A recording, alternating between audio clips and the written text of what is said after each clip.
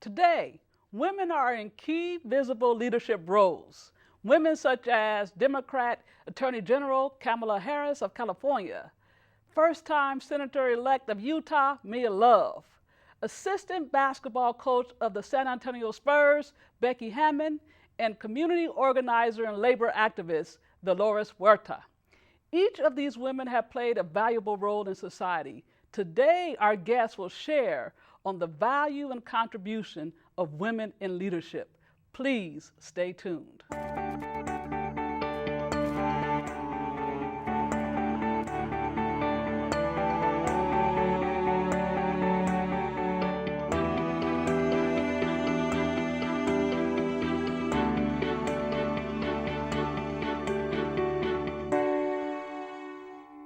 Welcome to the show.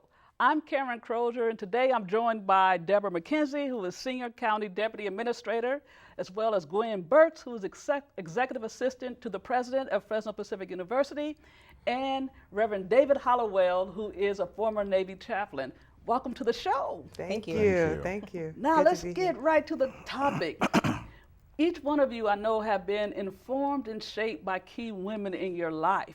Please identify your first encounter of women who have helped shape you. You want to share first, Deborah? Sure, I'll go first. And I actually will go way back and thinking about my very first job and the woman who hired me.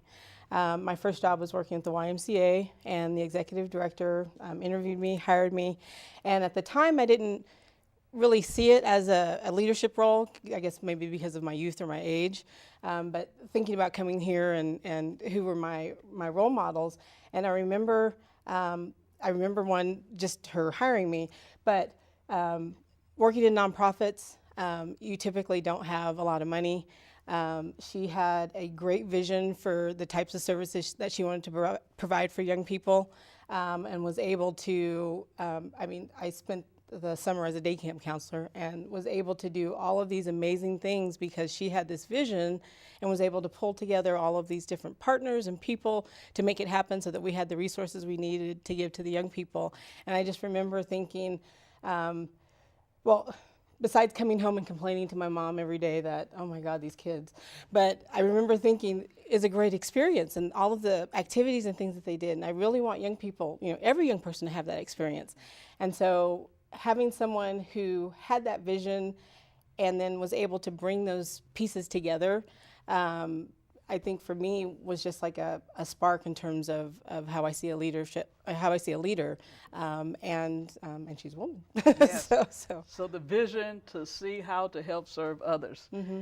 Yes. And Gwen, who is the woman that you first saw in a leadership role? Well, for me, it wasn't the first woman that I saw, but this was an African American, and it was Dr. Deborah Blue, who was the ex-chancellor for the State Center Community College districts.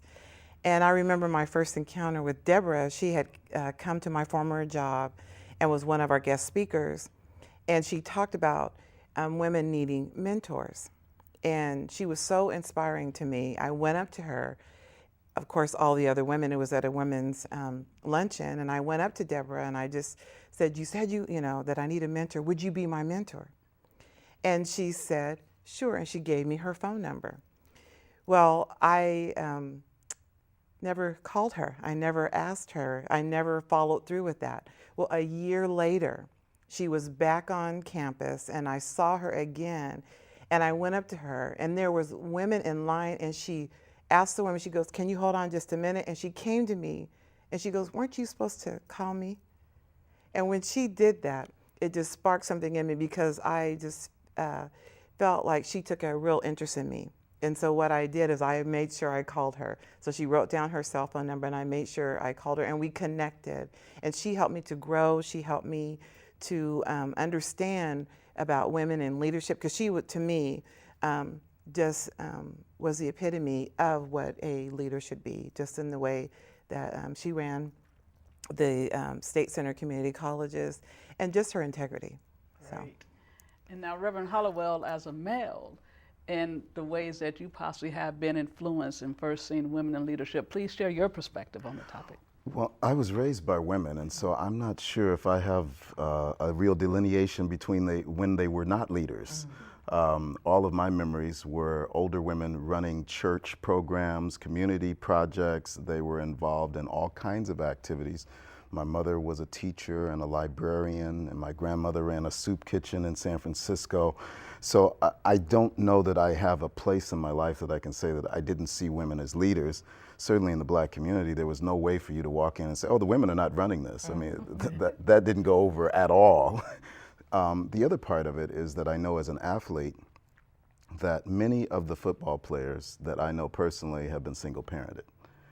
Whatever the dynamic is with that causes them to be this kind of image on the football field, while this beginning, which is often kind of shunned by society, is a conflict of understanding. Apparently anyone can parent you. Anyone can nurture you and bless you and inspire you, and women tend to step up when the vacuum is there, whereas men look for inheritance. That's my son. This is mine. This is, you know, and we go into a business of grooming a person to be more like the person we are, as opposed to just nourishing and watering and blessing and inspiring. So it's a very different kind of leadership style that women approach the necessary.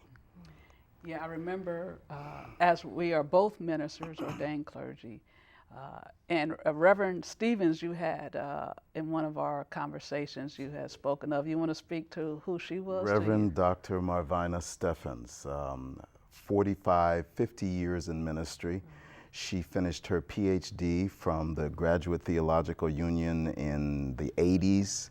This is a time when Black women were not that accepted in seminary, and certainly were not thought of positively in ministry in general. There was no template for it.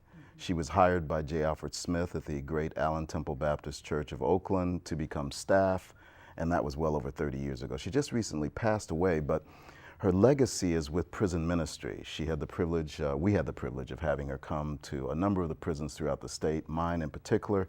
What we noticed was the grace, the elegance, the beauty, the kind of Rosa Parks kind of energy that she displays in her presence, and that effect that it had on prisoners and staff and individuals. We baptized over 730 people, 30 men. We saw continuous change because of the example, presence, and she had a leadership team that she had been training for years. So many of those people have become great women of God in ministry as well. So I see it as the template is changing now. There are more there. At first there was no one, and then you'd have to copy men, and so women were acting more like a man's image of leadership, and they kind of overdid it or underdid it. But now they seem to be finding their own synergy. Right, and that's what I want to transition to as far as Deborah and Gwen, of looking at what has been your pathway to leadership, and how have you grown to understand who you are as woman? Gwen, you want to go first on that question? Sure. That's an interesting question, Karen, and it made me, I had to think about that. I think I was working in higher education, and I have been out there maybe about 13 years, and I started thinking about I wanted to grow my career, but I thought, here I am in higher education, but I don't have my degree. So that's when I started, and I had a mentor at that time, and I went to her and I told her what I wanted to do. And so I went and I got my bachelor's, and then I got my master's. And I remember when I went to get my master's, I was talking to another young lady, and I was telling her, you know what? I love school so much. I didn't like it at first, but I loved it. And then when I went for my master's, I said, I'm going to be a straight A student. Well, she told me, no, you're not. And I said, okay. So I went into my master's program, and I was a straight A student. I ended up graduating with distinguished honors. And that just taught me that, it taught me more about, I have more in myself than I thought. So, and it was the push that I needed. But also it was about being in the master's cohort. I was with other women that we all just kind of hung together, and we're still good friends. And we just wanted to better ourselves. And that's where I think my mentor played a big role for me, was just encouraging me to go ahead and get my degree. And Deborah, what has been your pathway? I'd say my pathway a little similar, but I think I focus a lot on experimenting and research. So growing up, my parents let me, if there was a permission slip for it, they would sign it. So everything from Future Business Leaders of America to baton twirling to gymnastics. I wanted to try everything and they let me. And so I learned, it's funny, because so when it comes to education, I learned I didn't know what I wanted to do because I tried so many things and I found everything interesting and I wanted to try and do everything, and you can't do everything. So when I did know I was going to go to college, so went to school. I started out as a business major, did that for a semester, then discovered I loved anthropology, switched. Then discovered I loved sports, so switched to kinesiology, then said, okay, so I backed off and said, okay, let me just be general studies until I figure out what I'm actually going to study. Then I actually ended up taking 3 months off, which turned into about 6 years. And so in that time, I was working in nonprofits and with young people and really had a passion for that. And so decided to get my degree in youth development. And so finished my degree in youth development once I finally knew what I wanted to do. And then working in nonprofits, the interesting dynamic is that a lot of folks think because the cause is noble, that you don't have to worry about the foundation or the finance of it. And so I walked into my supervisor's office one day, and she goes, well, here's your paycheck, but you can't cash it because we're having a cash flow problem. I'm like, whoa, wait a minute. So that's when I decided I wanted to go back to school and get my MBA. So I figured if you want to have your mission and vision, be fruitful, you really need to have your basics down. So I went back to school, got my MBA, which was really interesting because the business side of folks is so different from the nonprofit, and so that exposure was just immense. And so now working in government and wanting to, make that my career, I see how that finance piece of it, whereas I didn't initially think that that's where I was going to go, that's really a passion that I have. So, because I really want for the foundation of things to be set, to be in place, so that, whatever kinds of things that you want to be able to do, you're able to do them. Great. We're going to take a break at this time. When we come back, we're going to hear from Reverend Hollowell and sharing how he has been able to nurture women or how he has seen other men nurture women. We'll take a break and be back in 60 seconds.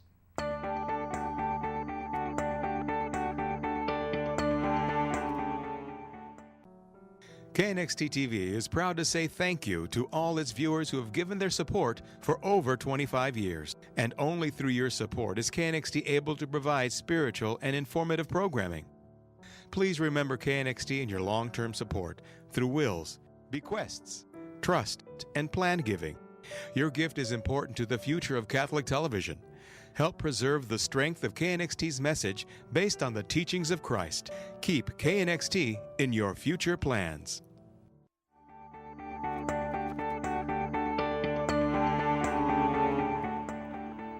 Welcome back to the show, and today we're talking about women in leadership. And before the break, we were discussing the ways that Deborah and Gwen were able to find their pathway to leadership. And now when we look at you, Reverend Hollowell, and saying at the beginning of the show of how Reverend Dr. Alfred J. Smith was able to mentor Reverend Stephens. So what do you see, or what have you experienced, and how other men have helped to nurture, bolster up the gifts, the skills that they see in the female gender? Well, you have to have some sense of your own personal ego balance, because we've been groomed historically that women serve us, bow before us, etc., so forth. And so that mentality is still there at some level, that we show women some weakness, but only under conditions that we set up in the pre-fabric of it, so we have an outcome that we want for ourselves. So first of all, the selfish ego piece has to move somewhat to the side. And I'm the father of daughters. And so the first thing I want my daughters to get is that men do not rule you. You have your own independent logic and philosophy of life, which I'm pouring into you because I'm your father. I do not want you to be following behind. I want you to be leader of. Now, if a man can go along with that, that's great, but many can't.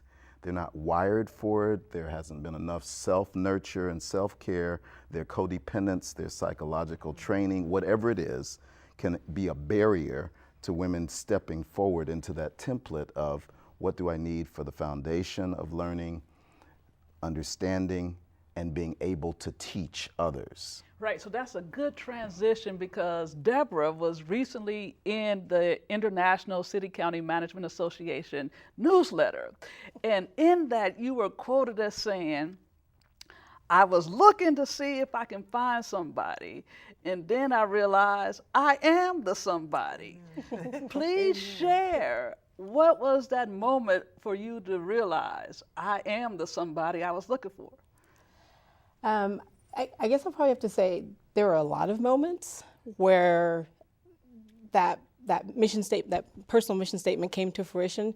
Probably the key one was I had a young intern in our office. I was working in a state nonprofit that did drinking and driving prevention, and she was actually hit and killed by a drunk driver.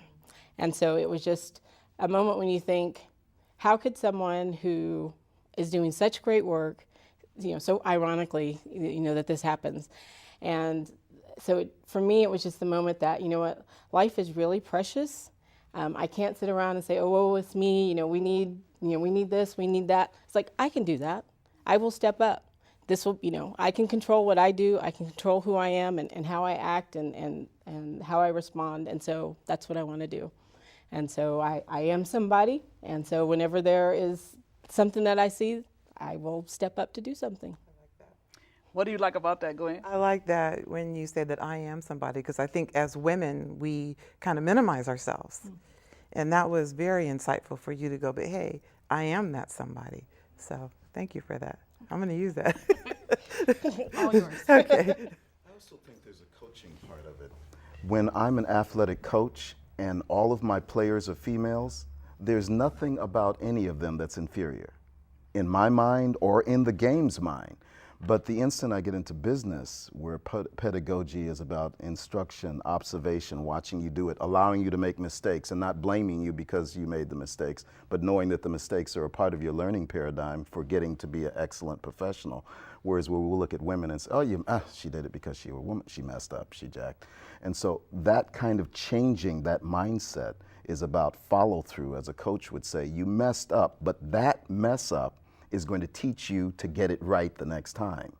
And improper coaching, I believe, is the source of the problem for a lot of women's deficit in leadership. They have not been coached in a way that says the outcome will give you a win no matter what. So we give that to men, but we don't give that to women. Right, so you're saying that even in the failure can be redemptive if the coach is there to nurture appropriately. Or you need the failure. Yes. No one trusts a leader that hasn't failed. You're going to fail with me the first time? No, not on my watch. I want you to know what the failure is, have gotten up, been empowered by it, and made the corrections necessary to go forward.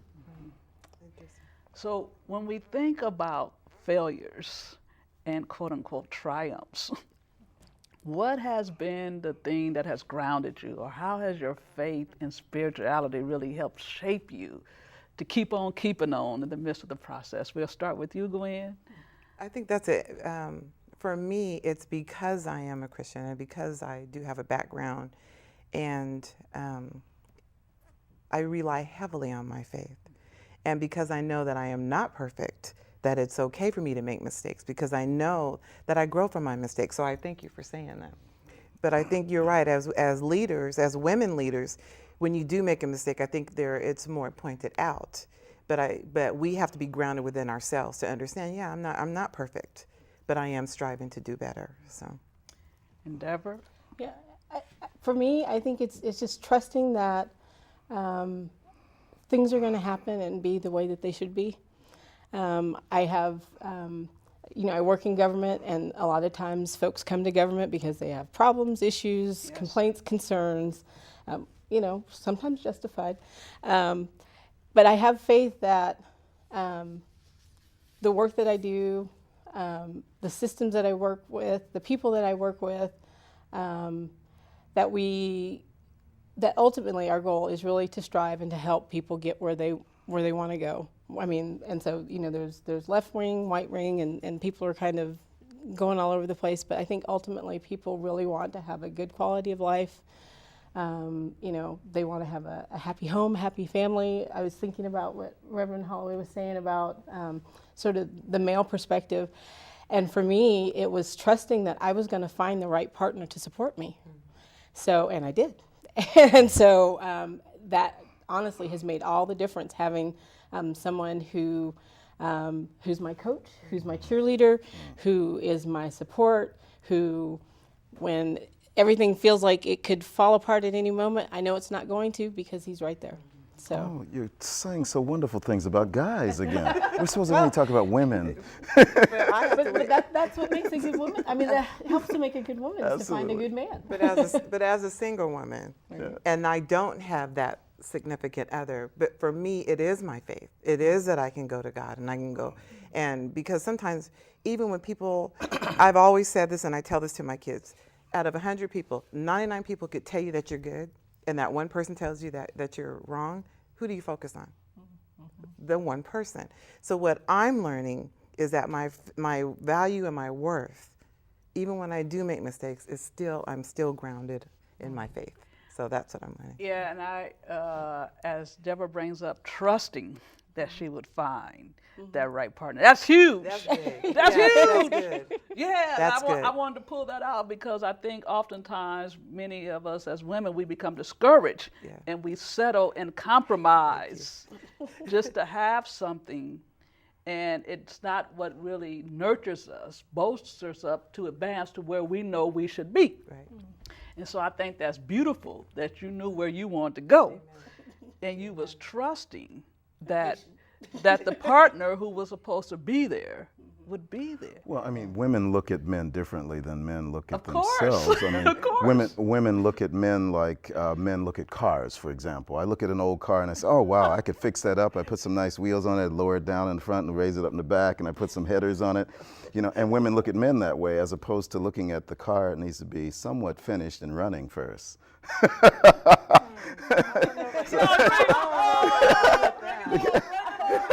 The car, I mean, when I was younger, I'd be looking at the outside. Now that I'm older, I want someone that's grounded. oh, okay, so you're I clear want on to- that. yeah, you want, I'm you want it to good. run, already nice wheels on it, already jacked up in the back. All right. Well, What looks pretty on the outside may not have the substance amen. Amen. on the Well, inside. I the- think that's what the that's- sisters are The saying. thing is that women are willing to help men in ways that men aren't always willing to help women.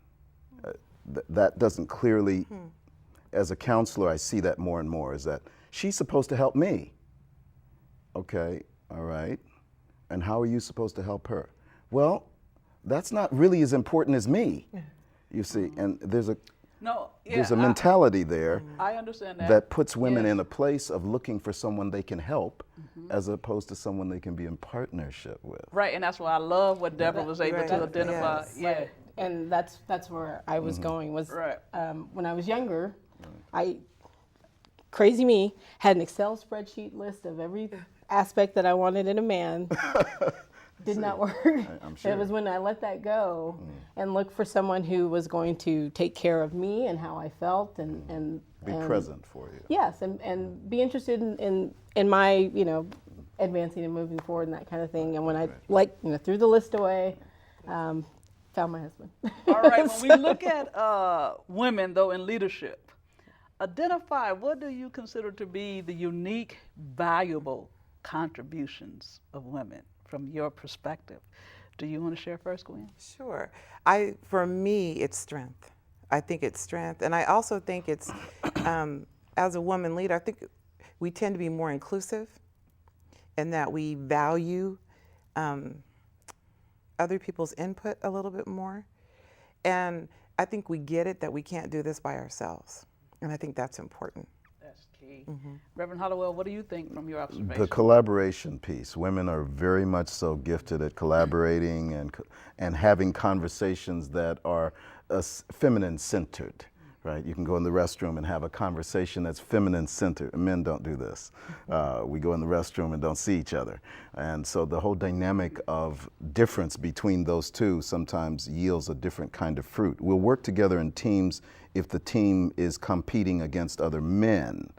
but the competition between men and women, it doesn't feel right for us. One of us should surrender, right? And if it's me, what kind of man am I? If I surrender to a woman's leadership, if I surrender to her genius, her brilliance, I've already surrendered a whole bunch of other things that I haven't talked about. And so now I'm going to have to surrender this public imagery, and that's the struggle. Deborah. So I would tie into what Gwen shared and looking at women as leaders focusing on relationships and process. And so really looking not to, like, when they'll look at the outcome and what should happen to be the product, but really looking at the process of how do you get there. And I think women are particularly strong at doing that. So in 10 seconds or less, what are your thoughts and what you hope the viewers will receive about women in leadership from this show? Let's start with you, Reverend Hollowell. I would hope that going forward that men in general see the power of peace. Peace in the soul, peace in the mind, a sense of calm and stasis that is a part of the feminine world of being. Thank you. For me, I think it's accessibility and giving women the chance to step into bigger and larger roles, and having the confidence in the women to do the job. And you, Deborah? I would say to take the time to explore, to learn, to experience. You don't have to know exactly where you're going to head every step of the way. Well, thank you for being on the show today. It has been a pleasure having you, and I hope that the viewers as well will be able to know that you are somebody as a woman. Amen. Take care, and God bless.